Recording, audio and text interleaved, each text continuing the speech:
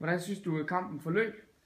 Altså, vi spiller jo en virkelig, virkelig god første halvleg. Noget af det bedste, vi har spillet hele sæsonen. Og så kommer vi sådan lidt ukoncentreret ud til anden halvleg. Og så lukker vi hurtigt 2 mål ind, og så kæmper vi os egentlig ind i kampen igen og formår at sådan holde nogenlunde styr på det hen til slutningen.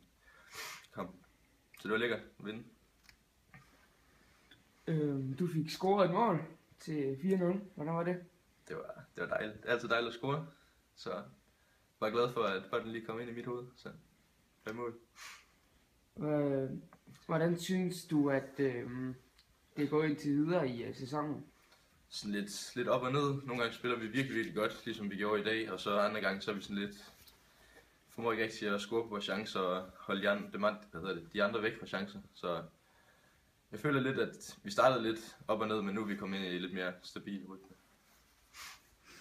Hvad er forventningerne til resten af sæsonen? Jeg finder egentlig, at vi kommer op og blande os op i toppen. I hvert fald, jeg ved ikke, faktisk ikke lige helt styr på stillingen, men sådan, i hvert fald top 5 tror jeg godt kan lade sig gøre, hvis vi bliver ved med at spille sådan her.